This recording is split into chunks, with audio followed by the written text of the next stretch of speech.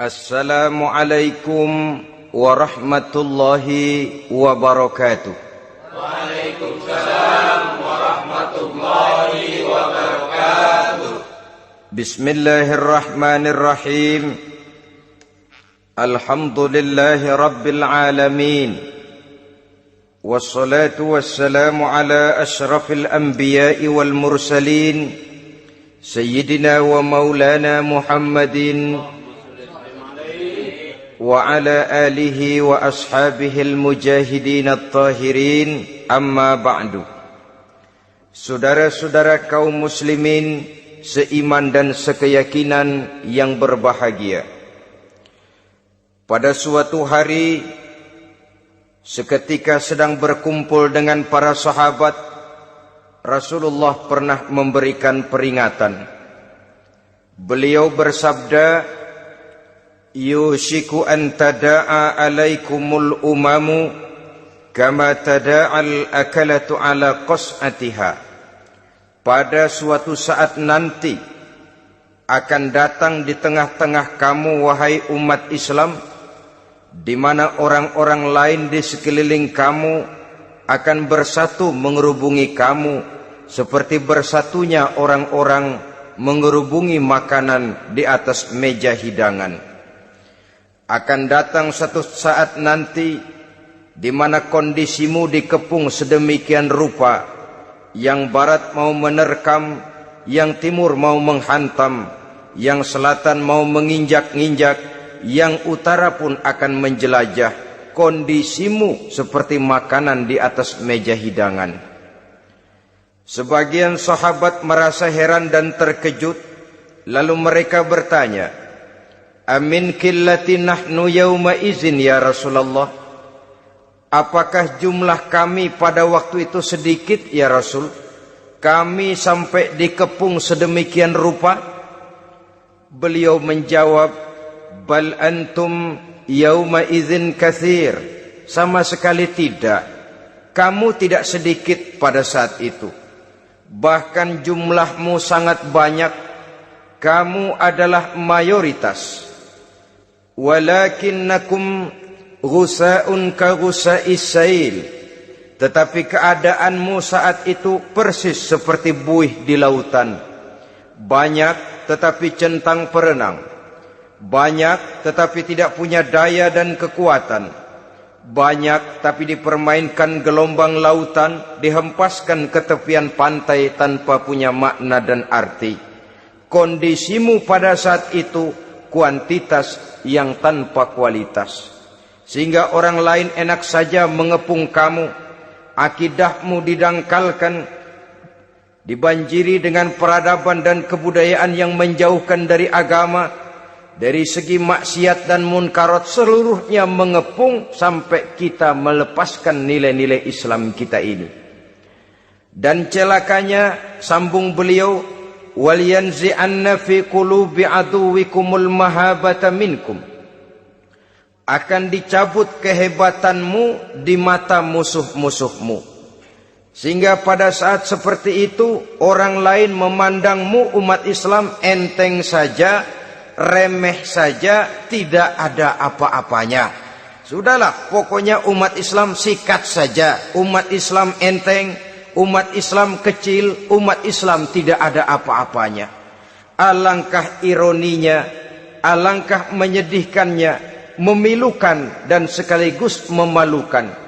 Umat yang mayoritas ini dipermainkan oleh yang minoritas. Umat yang jumlahnya terbesar, terbanyak, bahkan konon menurut catatan sampai 90%, tapi dipermainkan oleh mereka kelompok-kelompok kecil ini. Waliyakzifanna fi qulubikumul wahn. Pada saat itu di hatimu dicampakkanlah penyakit wahan. Sahabat kemudian bertanya, wa mal wahnu ya Rasulullah? Apakah penyakit wahan itu ya Rasul? Beliau menjawab, hubbud dunya wa karahiyatul maut. Penyakit wahan itu tidak lain hubbud dunya wa karahiyatul maut. Terlalu cinta kepada dunia dan terlalu takut kepada mati. materialistis dan takut resiko. Dua penyakit inilah yang menyebabkan walaupun umat ini mayoritas, tapi dipermainkan oleh yang minoritas. Walaupun dia golongan terbesar, tapi nasibnya seperti makanan di atas meja makan. Dari segala macam penjuru mau menghantam dia. Saudara-saudara kaum muslimin yang berbahagia, ini merupakan analisa sosial bahwa pada satu saat nanti akan terjadi di tengah-tengah umat di mana kita dihantam dan diserbu dari segala macam penjuru. Akidah didangkalkan, peradaban dan kebudayaan dirusak, makanan dan minuman diracuni, pakaian ditelanjangi dan lain sebagainya, sampai kita melepaskan nilai Islam yang kita cintai ini. Kondisi sosial ini satu saat akan datang kepada kita. Demikian analisa dan peringatan dari Rasulullah sallallahu alaihi wasallam. Marilah sekarang kita melihat, adalah benar bahwa di zaman sekarang kita insya Allah tidak akan mengalami perang Badar sehebat yang pernah dialami oleh Rasul dan para sahabatnya. Tetapi sesungguhnya perang yang kita hadapi di zaman sekarang ini tidak kalah hebatnya dengan perang Badar, tidak kurang dahsyatnya dengan perang Uhud, tidak kurang ngerinya dari perang Khandaq. Hanya saja yang kita hadapi sekarang ini bukan ujung pedang, bukan ujung tombak, bukan ujung panah. Yang kita hadapi sekarang ini adalah perang akidah, perang ideologi, perang mempertahankan keyakinan. Yang kalau kita kalah sekarang, kita memang masih beragama.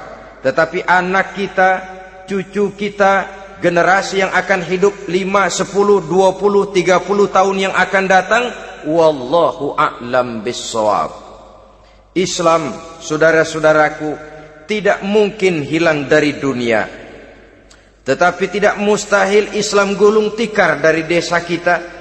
Tidak mustahil Islam gulung tikar dari kampung dan kota kita, jikalau kita tidak menjaganya, jikalau kita tidak memeliharanya, bahkan jikalau kita tidak mewariskannya kepada anak-anak kita, generasi yang akan datang.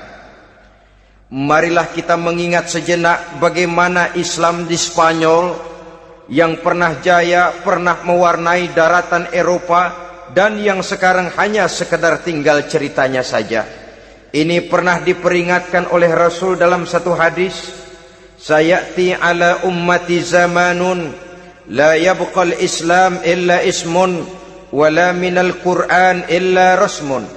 Akan datang satu masa di tengah umatku di mana pada masa itu Islam ada tapi hanya tinggal sekedar namanya saja, dan Quran pun ada tapi cuma sekedar tinggal tulisannya saja.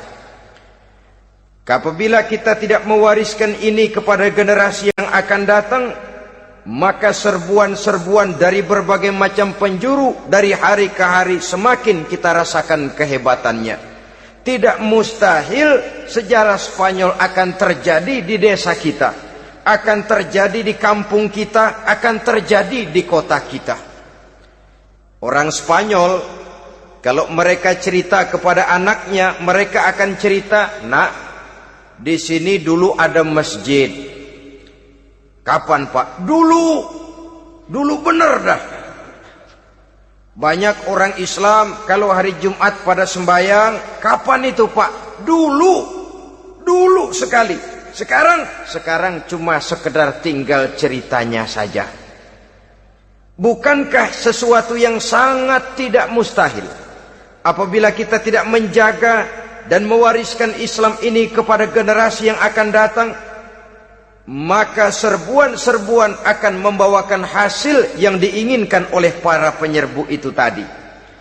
Kita sudah menjadi umat yang mayoritas, tetapi umat yang mayoritas ini menurut Rasul dikepung sedemikian rupa, akidahnya didangkalkan, peradaban dan kebudayaannya ditekan sedemikian rupa, kehidupan sosialnya dibuat individualis.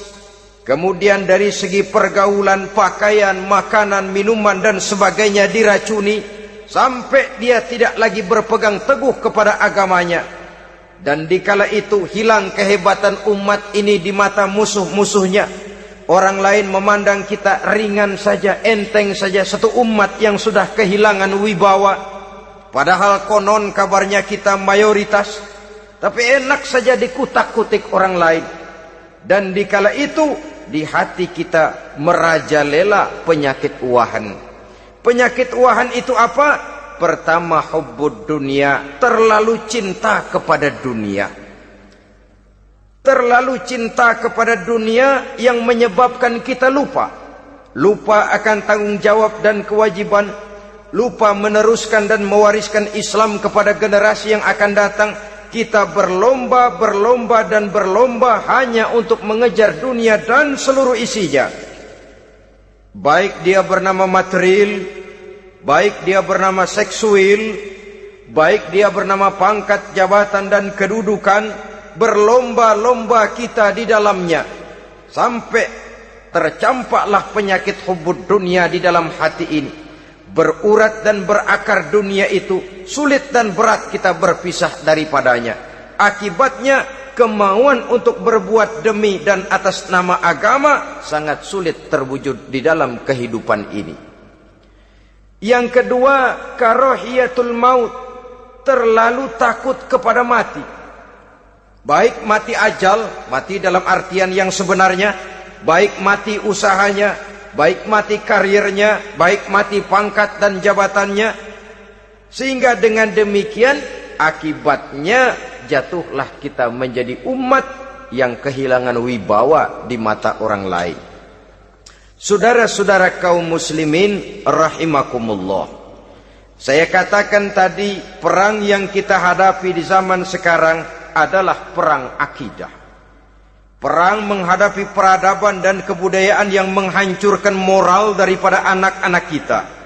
Perang menghadapi banjirnya maksiat dan munkarat. Yang di tengah-tengah itu, di samping berkewajiban menjaga diri dan keluarga, kita pun juga berkewajiban menjaga anak-anak kita, generasi yang akan datang. Mengarahkan dan mendidik mereka sesuai dengan yang dikehendaki oleh Allah Subhanahu wa ta'ala. Oleh sebab itu, pada pertemuan kali ini yang akan saya bicarakan ialah bagaimana idealnya seorang muslim lebih dahulu memberikan pendidikan kepada anak-anaknya. Di tengah satu situasi dan kondisi di mana serbuan datang silih berganti melanda dan menghantam umat Islam, kemana anak-anak kita ini harus kita arahkan? Karena kita orang tua mempunyai tanggung jawab. Anak adalah amanah. Menyia-nyiakan amanah adalah dosa. Dan dosa itu merupakan satu dosa yang besar. Bahkan orang tua bisa saja masuk neraka kalau tidak bertanggung jawab tentang anak-anaknya. Satu riwayat menjelaskan, ada orang soleh, ngajinya cukup, sholatnya cukup, puasanya cukup, zakatnya cukup, di mana ada majelis taklim hadir, baca Quran hobi, fitnah orang tidak pernah. Di akhirat setelah disidang dia ternyata lebih banyak kebaikannya daripada kejahatannya, maka dia pun diperintahkan dan dipersilahkan masuk ke dalam surga. Giliran anaknya disidang, biang okem nih anak. Ditanya, siapa Tuhanmu? Tidak tahu. Siapa nabimu? Ente nyaho. Apa kitabmu? Ora gelem. Kamu pernah sholat? Tidak. Zakat? Tidak. Puasa? Tidak. Judi? Hobi. Zina? Tiap malam. Mabuk? Berat. Wah, brengsek kamu. Kebaikan tidak ada barang sedikit pun, sementara kesalahan dan dosa berlipat ganda. Kamu neraka. Anak ini protes. Benar, saya tidak kenal siapa Tuhan saya. Saya tidak tahu siapa nabi saya. Saya tidak tahu kitab suci dan kiblat saya. Saya tidak sholat, tidak zakat, tidak puasa. Tiap malam saya judi, saya zina, saya mabuk. Tapi saya kerjakan semua itu karena saya tidak tahu dan orang tua saya tidak pernah memberitahu saya.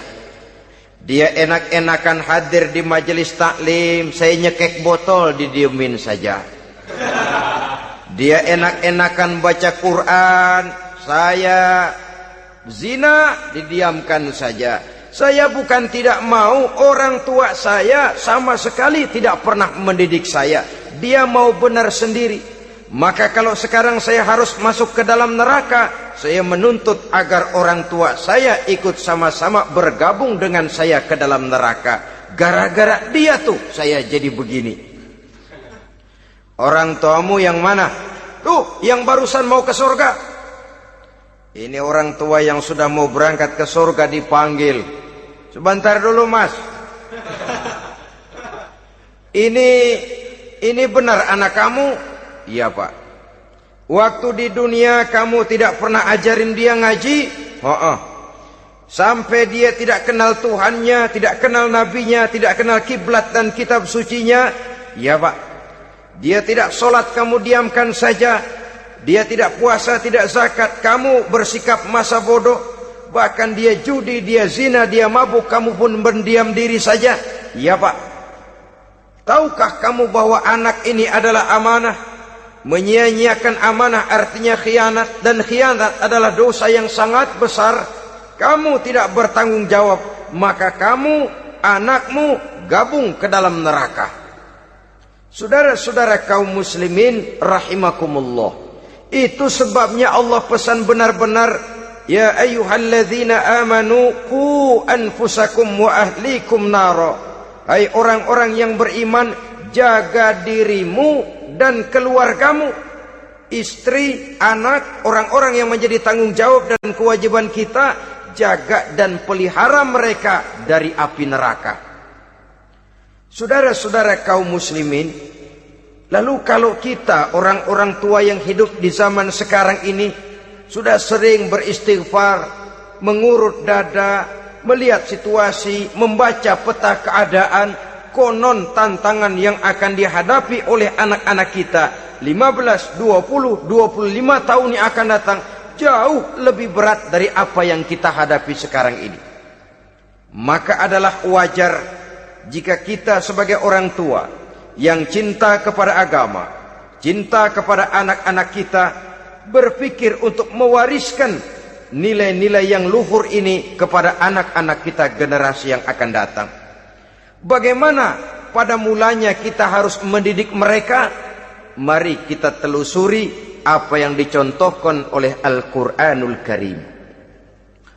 Orang-orang tua bijaksana yang diceritakan dalam Al-Quran, kalau sudah berpikir tentang anak-anaknya generasi yang akan datang, pendidikan pertama yang diberikan kepada anaknya ternyata adalah persoalan akidah. Nabi Ibrahim, pertanyaan yang paling merisaukan beliau buat anak cucunya ialah, ma ta'buduna min ba'di. Saudara bisa lihat surah Al-Baqarah ayat 133. Anak-anakku, kalau pada satu saat nanti aku, ayahmu ini sudah tidak ada lagi, meninggalkan kamu semua, meninggalkan kehidupan dunia ini, ma ta'buduna min ba'di, apa yang akan kamu sembah nak kalau ayah sudah tidak ada lagi? Jikalau ayahmu sekarang masih rajin ke masjid, melakukan rukuk dan sujud, i'tikaf dan membaca Quran, kalau satu saat ayahmu meninggalkan dunia ini, masihkah engkau mau ke dalam masjid? Masihkah engkau rukuk dan sujud? Masihkah engkau i'tikaf? Ma ta'buduna min ba'di, apa yang akan kamu sembah kalau aku ayahmu tidak ada lagi nak? Ditanamkan bukan hanya keyakinan bertauhid, sekaligus juga menyembah kepada Allah yang kita yakinkan dengan tauhid itu tadi. Bukankah berbeda dengan kita kebanyakan orang tua sekarang? Kita tidak pernah berpikir ma ta'buduna min ba'di. Kalau bapak tidak ada, kamu nyembah apa nak? Kita orang tua sekarang pagi-pagi malah berpikir ma ta'kuluna min ba'di. Kalau bapak enggak ada, kamu nanti makan apa nak? Bukan nyembah apa yang kita pertanyakan, bukan nyembah apa yang kita khawatirkan, makan apa nak? Maka yang dicari lalu sekolah-sekolah yang bonafit, yang tidak peduli apakah itu merusak imannya, mematikan akidahnya, menghancurkan keyakinannya. Yang penting ada jaminan hari depan bisa dapat lapangan kerja. Akibatnya berduyun-duyun orang-orang tua muslim menyekolahkan anaknya di sekolah-sekolah yang bukan Islam, yang nyata-nyata membahayakan akidahnya. Dididik dengan kultur dan budaya yang bertentangan dengan nilai-nilai agamanya. Bukankah ini berarti merelakan anak untuk dikafirkan? Bukankah ini artinya menyerahkan anak untuk ditulis menurut selera para pendidik yang tidak sesuai dengan nilai akidah yang dimilikinya? Mengapa kita tidak berpikir seperti Nabi Ibrahim yang sebelum memberikan pendidikan kecerdasan, sebelum pendidikan matematika, IPS, PSPB dan disiplin ilmu lainnya, yang pertama ditanamkan ma ta'buduna min ba'di. Kalau ayahmu tidak ada, kamu menyembah apa nak? Menyembah Allah apa nanti malah menyembah harta? Menyembah Allah apa nanti malah mendewa-dewakan pangkat dan jabatan? Menyembah Allah apa malah nanti menyembah alam? Itu yang dikhawatirkan Nabi Ibrahim kepada generasi yang akan datang. Dan itu saudara-saudara yang seharusnya mengkhawatirkan kita kepada anak-anak kita, generasi yang akan datang. Lihatlah serbuan akidah di zaman sekarang ini. Dimanfaatkan kemiskinan kita umat Islam. Diberikan kita tawaran berupa beras, pakaian, obat-obatan, kalau perlu beasiswa, asal bisa melepaskan keislaman kita ini. Bertahap, sedikit demi sedikit, step by step, shibran bi shibrin wa zira'an bi zira'in. Dan harus saya ingatkan, orang di zaman sekarang tidak mungkin menghantam Islam secara frontal. Tidak mungkin menghantam Islam terang-terangan, apalagi mengerahkan satuan militer. Tidak.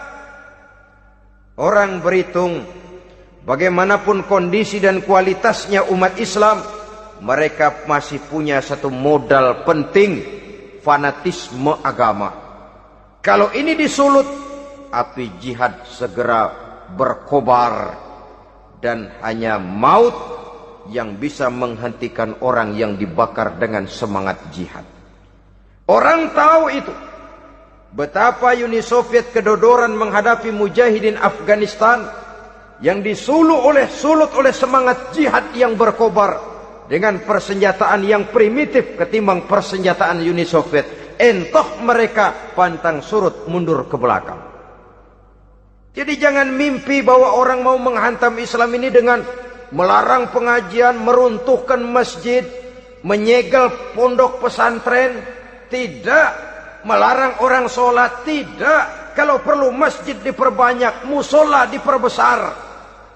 Tapi bikin itu masjid seperti museum.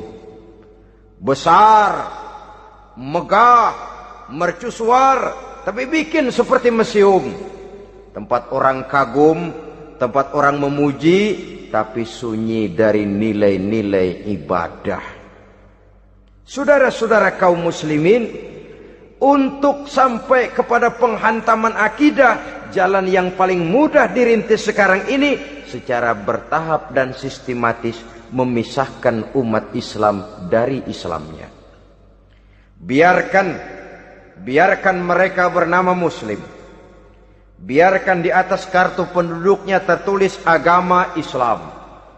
Tapi tanamkan budaya-budaya yang menyebabkan cara bergaul mereka, cara berumah tangga mereka, cara bertetangga mereka, sampai kepada cara mereka berpakaian, cara mereka bergaul, cara mereka makan dan minum, cara mereka mendidik dan menyekolahkan anak sama sekali tidak lagi mencerminkan nilai-nilai yang islami.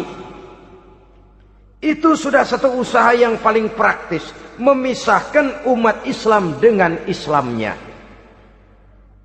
Kalau sadarlah kita ke arah ini usaha orang di zaman sekarang, maka yang harus pertama kita tanamkan kepada anak-anak kita, didik mereka dengan jiwa tauhid yang mengkristal di dalam batinnya, meresap sampai ke tulang sumsumnya, yang tidak akan sampai pun nyawa berpisah dari badannya, akidah itu tidak akan berpisah dari hatinya. Bahkan dia sanggup dengan tegar berkata, lebih baik saya melarat karena mempertahankan iman daripada hidup mewah dengan menjual akidah. Satu khittah, satu garis kehidupan yang perlu kita wariskan kepada anak-anak kita, generasi yang akan datang. Dahulu ada satu tradisi, saudara-saudara. Kalau anak gadis kita dilamar orang lalu bertanya, anakmu mau ngelamar gadis saya, apa sudah khotam Quran berapa kali? Apa sudah bisa baca kitab macam-macam dan lain sebagainya? Sehingga lahirlah satu kebanggaan. Apapun motifnya, tapi pertanyaan semacam ini zaman sekarang sudah langka. Paling-paling yang ditanya kalau anaknya dilamar orang, anakmu kerja di mana? Gajinya sebulan berapa? Kendaraannya bebek apa soang? Apa-apa? Itu yang kita pertanyakan, berkisar di seputar materi, kerja, job, status sosial, dan lain sebagainya. Perkara bisa baca Quran atau tidak, nomor 18. Perkara sembahyangnya rajin apa tidak, nomor 36. Saudara hadirin, akibatnya terjadi pergeseran nilai. Maka mendidik anak menurut tuntunan Quran adalah seperti yang diberikan contoh oleh Luqmanul Hakim, yang diceritakan dalam surah Luqman mulai ayat 11 dan selanjutnya. Apa pendidikan pertama yang harus kita berikan kepada anak? Pertama, ya bunayya la tusyrik billah. Wahai anakku, jangan sekali-kali engkau menyekutukan Allah nak. Jaga tauhid, pelihara iman, mantapkan akidah. Ini dasar yang pertama. Belum lagi anak mengenal berbagai macam disiplin ilmu, yang pertama ditanamkan tauhid. Ini yang mendasari kehidupan. Ini yang akan mewarnai dan menjadi warna dari kepribadian seseorang. Sentuhan jiwa tauhid di dalam diri si anak. Belum lagi sempat dia kenal yang lain. Yang pertama yang kita tanamkan, kita wariskan, kita berikan, la tusyrik billah. Jangan sekali-kali menyekutukan Allah nak. Kalau ini sudah tertanam, ini sudah merupakan satu fondasi yang kuat. Selebihnya nanti tinggal melihat bakat si anak, kemana dia harus dididik ini. Yang terpenting nilai iman lebih dahulu tanamkan. Dan untuk menghancurkan nilai keimanan, saudara-saudara, saya katakan, ingatkan kepada hadis di awal tadi, dikepung kita dari berbagai macam penjuru agar bisa melepaskan nilai-nilai iman dan keyakinan. Proses pendangkalan akidah, ditanamkan keraguan kepada agama, ditanamkan rasa malu beragama. Sholat malu, baca Quran malu, berangkat ke masjid malu, pakai jilbab malu. Ditanamkan rasa malu beragama, sehingga bertahap sedikit demi sedikit kita mulai berpisah dengan kehidupan beragama. Ditanamkan hal yang sedemikian rupa dari berbagai macam penjuru. Dihantam akidah, akidah kuat. Dihantam dari segi peradaban dan kebudayaan. Diperbanyaklah peradaban dan kebudayaan yang bukan mendekatkan kita dengan agama, malah mendekatkan kita dengan neraka. Menjauhkan kita dari agama, menjauhkan kita dari nilai-nilai luhur yang diwariskan oleh orang-orang tua kita terdahulu. Adalah kewajiban kita yang pertama mendidik anak, menanamkan roh, jiwa dan semangat tauhid di dalam diri mereka. Saudara-saudara kaum muslimin rahimakumullah, kenapa kita lebih dahulukan menanamkan jiwa, roh dan semangat tauhid ini kepada anak-anak kita? Pertama, kita tidak hanya ingin sekedar mempunyai anak yang pintar, tetapi lebih daripada itu kita pun ingin mempunyai anak yang benar. Segala macam disiplin ilmu, segala macam bentuk penalaran ilmiah dan pengisian intelektualitas manusia mungkin di satu sisi akan membuat dia pintar, tapi di sisi lain belum tentu akan membuat dia benar. Nabi pernah memberikan peringatan, man izdada ilman walam yazdad huda lam yazdad minallahi illa bu'da. Orang yang hanya bertambah ilmu pengetahuannya tapi tidak bertambah hidayah dari Allah, tidak makin mantap keimanannya, maka seluruh nilai-nilai ilmunya hanya akan menjauhkan dia dari Allah Subhanahu wa taala. Dan adalah lebih merupakan azab daripada nikmat kalau kita diberikan ilmu pengetahuan yang hanya akan menyebabkan kita semakin jauh dari Allah Subhanahu wa taala.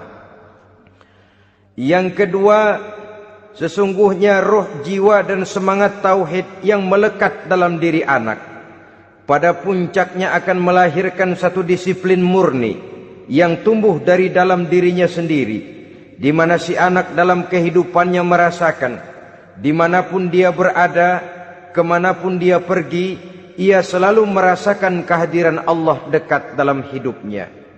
Ia sadar sesadar-sadarnya bahwa tidak ada satu perbuatan yang bagaimanapun kecilnya yang bisa disembunyikan dari kekuasaan Allah Subhanahu wa taala.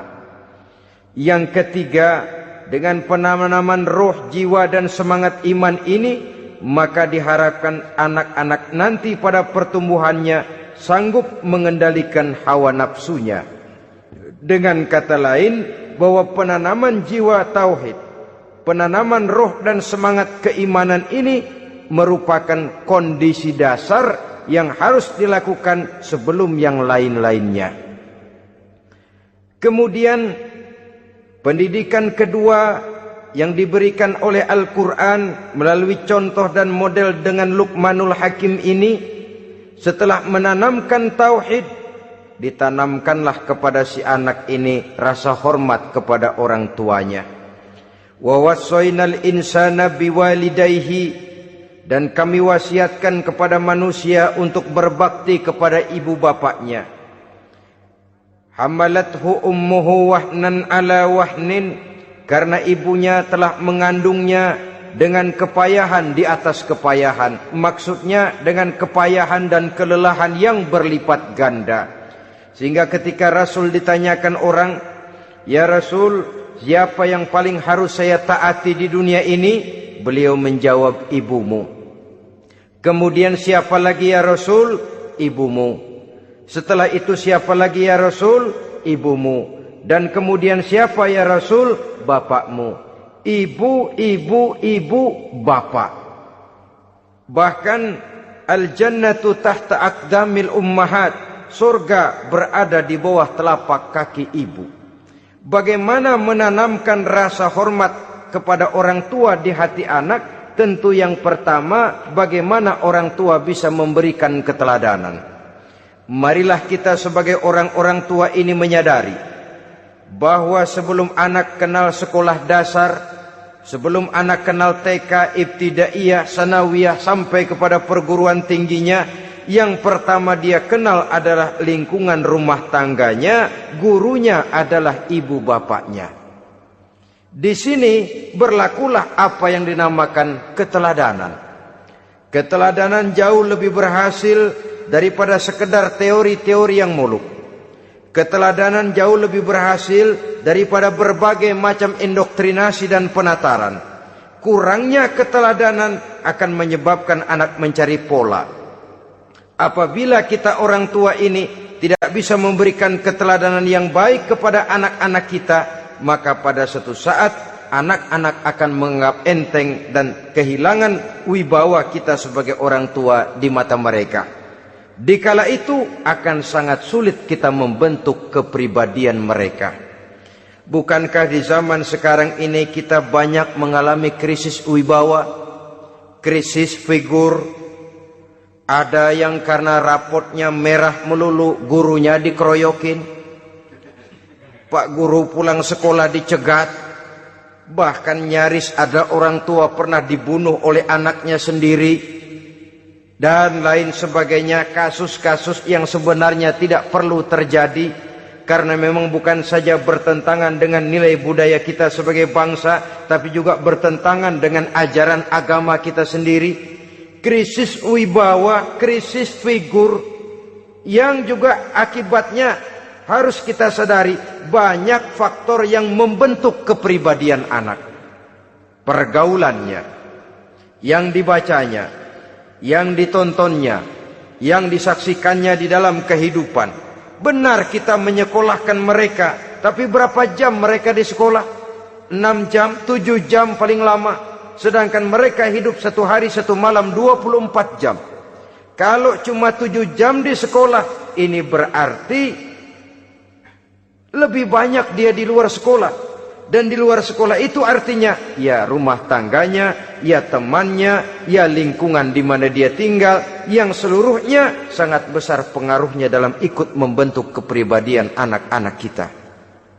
Saya katakan tadi, di samping kita menghadapi perang akidah, kita pun berhadapan di dalam perang menghadapi peradaban dan kebudayaan yang bukan saja menjauhkan kita dari agama, tetapi sanggup menghancurkan moral daripada anak-anak kita. Secara pribadi, saudara-saudara, saya iri, saya kagum misalnya dengan kemajuan yang diperoleh oleh negara tetangga kita, Jepang misalnya. Padahal tahun 45 ia pun hancur lebur oleh meledaknya atom di Hiroshima dan Nagasaki. Tapi bagai satu tenaga raksasa kemudian Jepang bangkit menjadi satu negara superpower di Asia. Bahkan gurunya saja Amerika sekarang ini kewalahan menghadapi perang dagang dengan Jepang ini. Dan yang menarik, Jepang bisa maju dan modern dengan tetap menjadi Jepang, tanpa harus kehilangan identitasnya sebagai satu bangsa, tanpa harus kehilangan kepribadiannya sebagai satu bangsa. Sebagai negara yang sedang berkembang, kita sering latah. Kita ingin meniru Barat, tapi bukan teknologinya, westernisasinya yang kita tiru. Bukan isinya, kulitnya yang kita ambil. Akibatnya apa? Modernnya belum, orangnya sudah Barat. Bergaulnya sudah cara Barat, berumah tangganya sudah cara Barat, berpakaiannya sudah cara Barat, mendidik anaknya sudah cara Barat. Di mana ketemu orang tua cukup hello daddy. Kulitnya kita ambil, sementara isinya kita campakkan. Ironi dan menyedihkan. Padahal kita sesungguhnya bisa maju dan modern, bisa mengejar segala ketinggalan dan keterbelakangan kita, dengan tetap menjaga nilai-nilai luhur budaya kita sebagai satu bangsa, mengambil isinya, dan kalau memang tidak perlu, lalu mencampakkan kulitnya. Pengaruh peradaban dan kebudayaan yang menghancurkan moral daripada anak-anak kita oleh pesatnya arus teknologi, oleh pesatnya arus komunikasi, di mana hal-hal yang terjadi di belahan dunia lain dapat kita saksikan hari ini juga melalui layar televisi. Yang terjadi di Amerika, di Eropa, di Afrika, di ujung dunia yang paling ujung sekalipun, di ujung dunia yang paling ujung, hari ini kejadian, hari ini sudah bisa kita saksikan. Pesatnya arus komunikasi, kalau jatuh ke tangan anak-anak kita yang belum mempunyai filter, daya saring positif, akan dicerna oleh mereka tanpa memilah dan memilih. Akibatnya orang kampung bilang kelolodan. Makan nggak dikunyah lagi, tentu saja akhirnya kelolodan. Dan kalau sudah kelolodan, menyusahkan kita seluruhnya. Oleh karena itu budaya menghormati orang tua perlu dijaga, perlu dipelihara dan diwariskan kepada anak-anak kita. Tali silaturahmi sehingga ada respeknya kepada orang tuanya. Jangan bapaknya dianggap CS, ibunya dianggap CS, kakeknya dianggap CS. Hilang rasa respek, hilang rasa menghormati. Sementara orang tua sendiri tidak bisa memberikan keteladanan, kurang mendapat perhatian dan lain sebagainya. Apalagi kalau baik ibu maupun bapak adalah orang-orang karier yang setiap hari sibuk menghadapi tugas masing-masing. Bapak sibuk rapat, pindah kantor sana kantor sini, ibu sibuk arisan, besarlah anak-anak di tangan pembantu dan lain sebagainya, sehingga dia merasa kurang mendapat perhatian, dan ini akan ikut membentuk warna dari kepribadian yang dimilikinya. Sampai kepada pelosok-pelosok desa, jaringan televisi memang menguntungkan. Tapi kalau sudah sampai kepada menayangkan budaya-budaya yang tidak sesuai dengan pola di mana mereka tinggal, pola lingkungannya, dan ingin mereka terapkan dalam kehidupan, ironi dan menyedihkan. Maka sering dikatakan, jikalau ABRI masuk desa, rakyat beruntung. Jikalau listrik masuk desa, rumah jadi terang. Jikalau koran masuk desa, rakyat jadi cerdas. Jikalau hakim masuk desa, rakyat lalu sadar hukum. Tapi jikalau maksiat dan munkarot masuk desa, minuman keras masuk desa, judi masuk desa, pelacuran masuk desa, rakyat tentu kiamat. Dan kita harus punya budaya untuk memilah dan memilih, mempunyai filter untuk jadi daya saring positif. Oleh karena itu saudara-saudara, tahap kedua setelah menanamkan jiwa tauhid kepada anak, tanamkan rasa hormat kepada orang tuanya. Orang tua itu ibu bapaknya, orang tua itu guru-gurunya yang mengajarkan dia, atau yang dianggap tua yang lebih senior dari dia.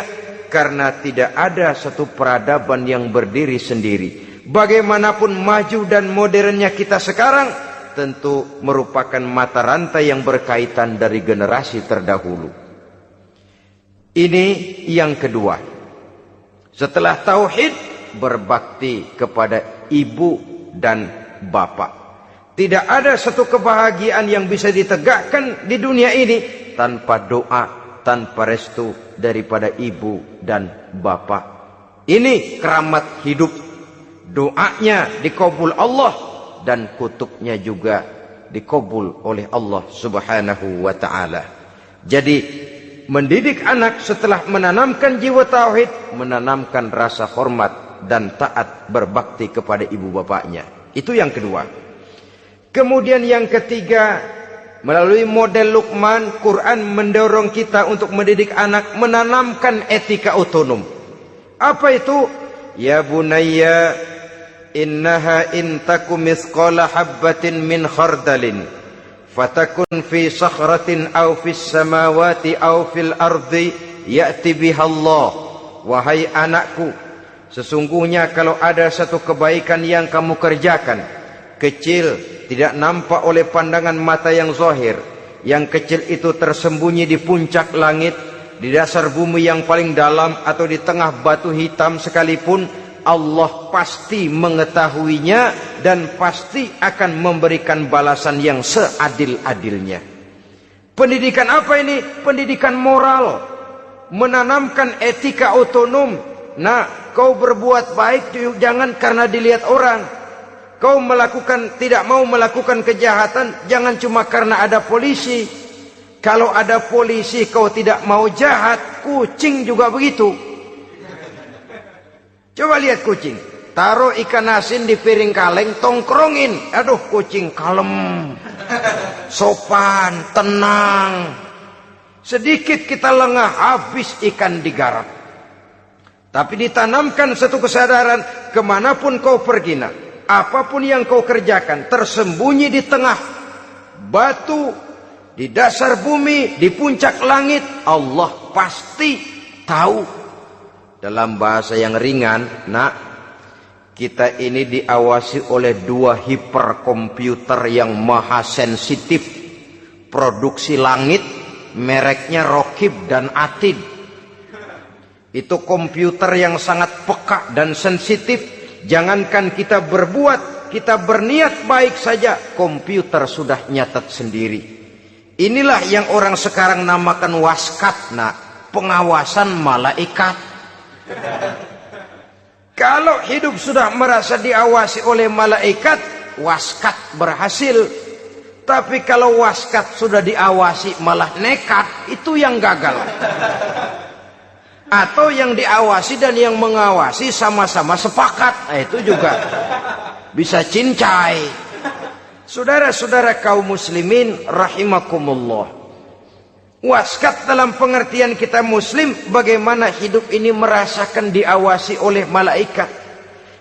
Intelektualitas yang tinggi sekalipun, IQ yang nilainya plus sekalipun, disiplin ilmu yang bagaimanapun banyak yang memenuhi benak kita, tanpa diiringi oleh etika otonom, orang sering mencari celah dan kesempatan. Mencari celah dan kesempatan.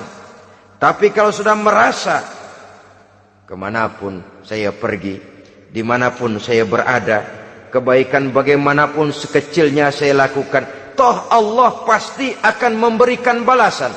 In khairan fa khairun, wa in syarran fa syarrun. Jikalau baik, baik balasan yang kita terima. Jikalau jahat, jahat kejahatan yang kita terima. Kalau sudah ke arah ini kita berpikir, maka sesungguhnya kalau kita berbuat baik kepada orang lain, hakikatnya kita sudah berbuat baik kepada diri kita sendiri. Lalu tidak ada merasa rugi berbuat baik kepada orang. Karena manakala dia melakukan kebaikan kepada orang lain, artinya dia sudah berbuat baik untuk dirinya sendiri. Jadi setelah tauhid, kemudian berbakti kepada ibu bapak, yang ketiga baru pendidikan tentang akhlak, tentang moral. Pola ini yang sering terlupakan oleh kita, bahwa bagi kita itu pendidikan tidak lain upaya mencerdaskan otak anak. Jangan sampai sebab ini kelihatannya pembangunan makin maju, persaingan hidup makin tajam, tensi ekonomi semakin tinggi, sementara jumlah tenaga kerja dengan lapangan kerja yang tersedia jauh dari mencukupi. Jikalau tidak membekali anak dengan pendidikan yang menunjang lapangan pekerjaan, orang tua khawatir, takut sekali anaknya jadi gelandangan. Dikhawatirkannya kehidupan dunia ini, sementara dia lupa kalau anaknya bisa jadi gelandangan di akhirat. Padahal selama-lamanya gelandangan di dunia paling seumur manusia itu 60 tahun, 70 tahun lah umur orang sekarang. 70 itu sudah luar biasa itu. Tapi kalau harus menggelandang di akhirat, menjadi gelandangan di akhirat, alangkah menyedihkannya. Apakah akan kita korbankan satu kehidupan yang langgeng, abadi, cuma karena tertipu oleh fata morgana dan kamuflase? Kita korbankan yang sedikit, kita korbankan yang besar karena kita memilih yang sedikit. Dalam bahasa Al-Quran memang pernah diceritakan hidup ini hakikatnya perlombaan, saudara-saudara. Perlombaan. Dan di dalam perlombaan itu ada yang menang, ada yang kalah. Al-Quran lalu memberikan peringatan, Alhaakumut takatsur, kamu telah lalai karena berlomba-lomba memperbanyak harta, mempertinggi pangkat dan kedudukan, hatta zurtumul maqabir, sampai kamu akan masuk ke liang kubur baru sadar. Apalagi kalau nafas sudah sampai di tenggorokan. Persis Fir'aun sudah tenggelam di lautan merah, mau mampus, baru dalam sekaratnya amantu bi Rabbi Musa wa Harun. Kalau begini caranya, saya juga percaya kepada Tuhan Musa dan Harun, percaya kepada Allah. Sudah mau mati, baru amantu bi Rabbi Musa, kami percaya kepada Tuhan Nabi Musa, kata Fir'aun. Malaikat maut kesel benar, dilelepin terus di laut. Mampus lu sekalian. Hidup ini memang kita berlomba. Berlomba dengan waktu, berlomba dengan umur, berlomba dengan tenaga, berlomba dengan tetangga. Yang jangankan kita sampai mundur, berhenti saja sejenak, kita akan ditinggalkan oleh yang lain. Tiada kata mundur, bahkan tiada kata berhenti. Sekali kita melangkah, melangkahlah terus. Tapi berlombalah seperti yang dikehendaki Quran. Fastabiqul khairat. Berlomba-lombalah di dalam kebajikan. Jangan berlomba-lomba di dalam kemaksiatan, kemunkaran, kejahatan. Berlombalah dalam urusan kebaikan. Saudara-saudara kaum muslimin rahimakumullah. Tauhid, berbakti kepada ibu bapa, kemudian pendidikan tentang moral. Apabila pendidikan tentang moral sudah tertanam, barulah lihat bakat si anak. Kemana bakatnya? Anak saya kelihatannya dari kecil demennya main bedil-bedilan saja. Abri kali itu. Kirim ke Magelang, masukkan akabri. Tapi dengan syarat 3 itu tadi. Iman sudah tertanam, rasa bakti kepada ibu bapak sudah ada, dan punya nilai moral. Sehingga boleh jadi nanti dia menjadi jenderal yang beriman, yang berbakti kepada ibu bapaknya, dan punya moral yang tinggi. Kan lebih baik rakyat rendah tapi akhlaknya tinggi, daripada pejabat tinggi tapi moralnya rendah. Jauh lebih baik rakyat rendah punya moral tinggi ketimbang pejabat tinggi punya moral rendah. Nilai moral ini yang jadi ukuran dan barometer di masyarakat. Yang ini yang sering kita lupakan. Bahwa kehancuran satu bangsa dimanapun di dunia ini selalu dimulai dengan kehancuran moral daripada bangsa itu sendiri. Sekarang membina nilai moral ini berat. Gadis kita, remaja, putri, diberikan pakaian jilbab, mungkin dia sendiri masih setengah-setengah, ditambah lagi oleh ledekan temennya. Jilbab lah kuno. Bau sorga lah, bau masjid lah, bau menyan lah. Ditanamkan rasa malu untuk hidup dekat dengan agama. Kalau moral semacam ini sudah tertanam, sedikit demi sedikit kita mulai mengucapkan selamat tinggal kepada agama. Dan kemalangan apa yang lebih malang kalau kita sudah jauh dari agama ini?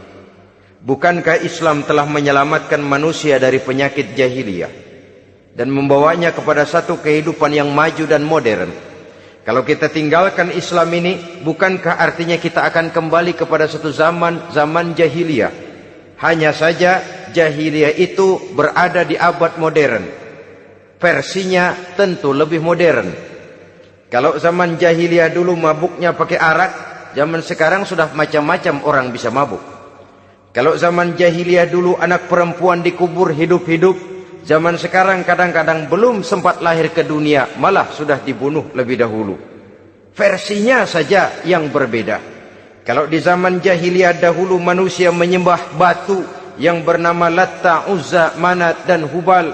Di zaman jahiliyah modern sekarang ini, orang sering menyembah kepala bagiannya, sering menyembah atasannya, sering menyembah komputer, sering menyembah teknologi modern yang lebih diyakininya daripada Allah sebagai keyakinan sentral di dalam hidupnya.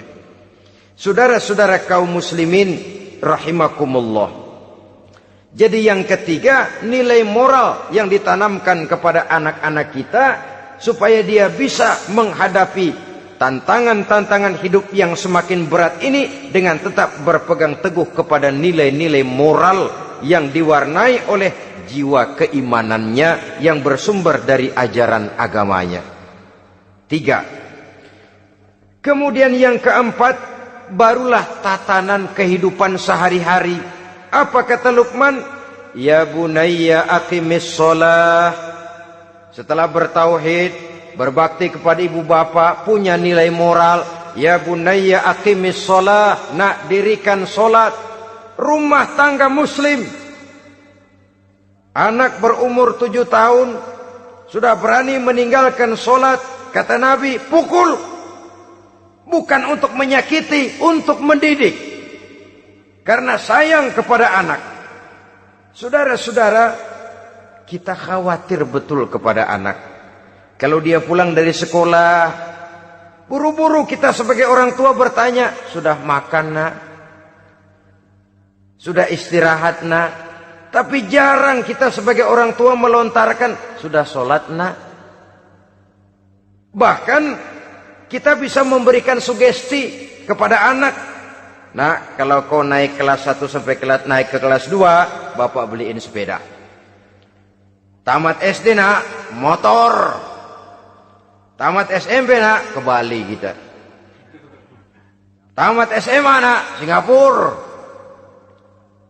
Saudara-saudara, tapi kalau untuk urusan sholat misalnya, kita tidak pernah memberikan sugesti kepada anak-anak kita. Nah, kalau kau hafal Fatihah lengkap dengan artinya, bapak beliin sepatu. Nah, kalau kau bisa sholat dengan baik, cukup syarat rukunnya, bapak beliin sepeda. Ada rangsangan, ada sugesti yang membuat anak lebih tergerak untuk hidup dalam suasana keagamaan. Ya bunayya aqimis sholah, nak dirikan sholat. Sebab ini sandaran vertikal yang paling langsung antara manusia dengan Tuhannya. Menyadari bahwa sepanjang yang bisa dilakukan oleh manusia hanyalah berusaha dan berusaha, dan kepastian sepenuhnya ada di tangan Allah. Dengan solat kepribadianmu diperteguh, dengan solat sandaran vertikalmu kepada Allah diperkuat. Dan pada waktunya nanti Al-Quran memberikan bimbingan, hendaklah minta tolong kepada Allah dengan sabar dan tetap mendirikan solat. Ya bunayya aqimis sholat. Setelah itu, wa'mur bil ma'rufi wanha 'anil munkar. Tegaklah membina yang ma'ruf, tegaklah mencegah yang munkar. Ini sikap hidup sudah. Solat tadi tugas hidup. Lalu sikap hidup tampil di tengah masyarakat, membina yang ma'ruf, mencegah yang munkar sesuai dengan kesanggupan masing-masing. Bukankah setiap kita kepingin punya anak yang bermanfaat, setidaknya bagi keluarganya, syukur kalau bisa bagi lingkungannya, bagi masyarakat, bangsa dan negaranya. Dan satu di antara tanda orang yang bermanfaat, kalau dia bisa hidup menjadi penganjur yang ma'ruf dan pencegah yang munkar. Dan itu kalau tidak ada hidayah, sulit orang mau melaksanakan itu. Sebab apa? Ada kecenderungan belakangan ini di mana agama dianggap urusan pribadi.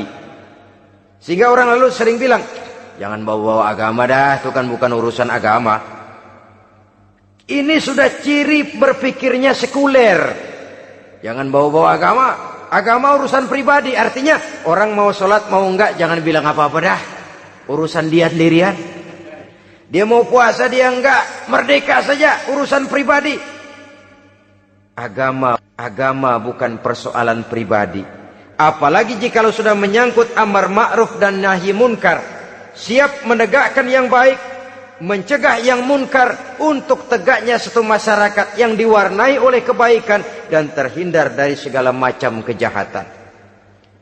Dan terus ayat-ayat selanjutnya mencerminkan sikap hidup. Namun yang intinya, cara mendidik anak yang baik yang dicontohkan oleh Al-Quran dengan Luqmanul Hakim sebagai model. Pertama, tanamkan tauhid. Yang kedua, tanamkan rasa hormat dan berbakti kepada ibu bapaknya. Yang ketiga, tanamkan moral, nilai akhlak yang tinggi. Setelah itu yang keempat, biasakan hidup dalam suasana keagamaan. Kontrollah sholatnya, kontrollah baca Qur'annya, kontrollah puasanya di bulan Ramadan. Ajaklah anak-anak sholat berjamaah, sehingga dengan demikian dia terbiasa oleh satu suasana yang mendekatkan dia dengan nilai agamanya. Dari sana diharapkan nilai-nilai ilmu yang didapatnya dari bangku sekolah akan menciptakan keseimbangan dengan yang ditanamkan oleh orang tuanya dalam bentuk yang dijelaskan oleh surah Luqman itu tadi. Sehingga apabila keseimbangan ini terwujud, akan menjalin keseimbangan dalam pola berpikir, dan keseimbangan dalam pola berpikir akan melahirkan keseimbangan dalam perbuatannya. Terwujudlah kita harapkan insan yang fid dunya hasanah wa fil akhirati hasanah. Inilah harapan kita semua. Mudah-mudahan Allah memberikan kekuatan kepada kita untuk mewariskan nilai-nilai yang baik kepada generasi yang akan datang. Sehingga esok harus lebih baik daripada hari ini, dan lusa harus lebih baik daripada hari esok. Terima kasih atas perhatian saudara. Mohon maaf atas segala kekurangan. Usikum wa nafsi bitaqwallah. Wassalamualaikum warahmatullahi wabarakatuh. Waalaikumsalam warahmatullahi wabarakatuh.